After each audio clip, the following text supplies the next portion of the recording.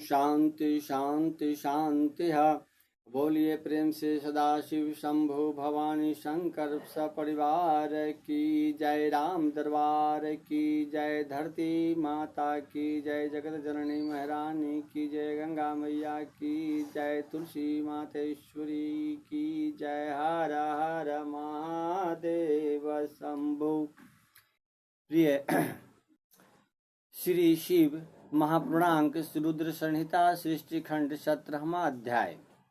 आप श्रवणपान यज्ञदत्त के पुत्र गुणनिधि का चरित्रों का वर्णन श्रवणपान कर रहे थे, अतः उनका ही कुछ अंश है जो आप मनन चिंतन करने योग्य लाभान्वित हों। लाख मना करने के बावजूद भी माता अपनी बुद्धि से अपने पुत्र को इस सत्य मार्ग सत्य व्यवहार का पालन करना चलन सिखा रही थी, लेकिन लाख कोशिश करने के उपरांत उनका पुत्र अपने ही मार्ग पर उत्तेजित हो उठे। इस पे उनके पिता गुणानिधि के पिता हैं दीक्षित जी। दीक्षित जी बोले, अरे दुष्ट पुत्र को उत्पन्न करने वाली है, सदाचार बोलने वाली, जब तुमसे यह पूछा कि पुत्र कहाँ गया, तब तूने यही कहा, हे नाथ, अभी पढ़कर वो अपने 2-3 मित्रों के साथ पुनः पढ़ने के लिए बाहर चला गया।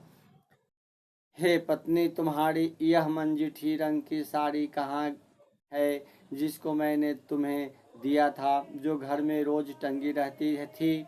सच सच बताओ, डरो मत।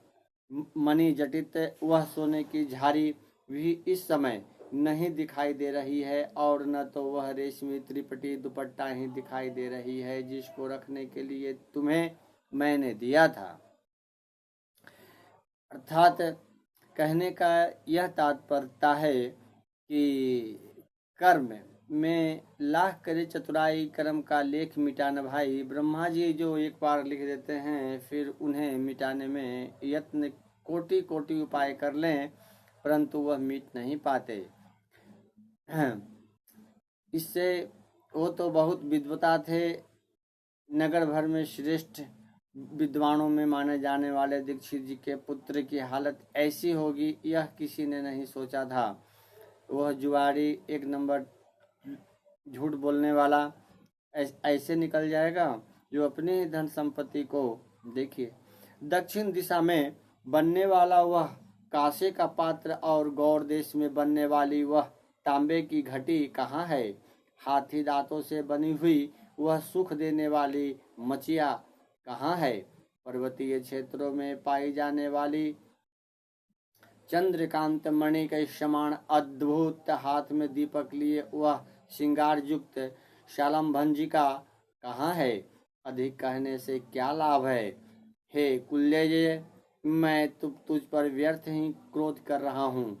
अब तो मेरा भोजन तभी होगा जब मैं दूसरा विवाह कर लूंगा। कुल को दूषित करने वाले उस दुष्ट के रहते हुए भी अब मैं निसंतान हूँ। उठो और जल जाओ। मैं उसे तिलांजलि देता हूँ। दीक्षितायन से कहने लगी कि ऐसे पुत्र से तो कुपुत्र अच्छा है। चलो, बहुत विद्वान थे, प्रतापी थे ब्राह्मण। वह बोले कि चलो थोड़ा जल लाओ, और उस जल को अंजलि में लेकर के बोले कि मैं तिलांजलि ही कर देता हूँ। कुल को कलंकित करने वाले कुपुत्र की अपेक्षा मनुष्य का पुत्रहीन होना श्रेष्ठकर है। कुल की भलाई के लिए एका का परित्याग कर देना चाहिए, यह सनातन नियम है। तदंतर उस दीक्षित ब्राह्मण ने स्नान करके अपनी नित्य क्रिया संपन्न करके उसी दिन किसी क्षत्रिय ब्राह्मण की कन्या को प्राप्त करके उसके साथ विवाह कर लिया। सोचिए, इस प्रकार श्री शिव महापुराण के अंतर्गत द्वितीय रुद्र संहिता के प्रथम खंड में सृष्टि उपाख्यान में गुण निधि चरित्र वर्णन नामक 17वां अध्याय संपूर्ण हुआ। बोलिए प्रेम से आनंद कंद भगवान की जय। समस्त धर्मों की जय। हर हर महादेव शंभो।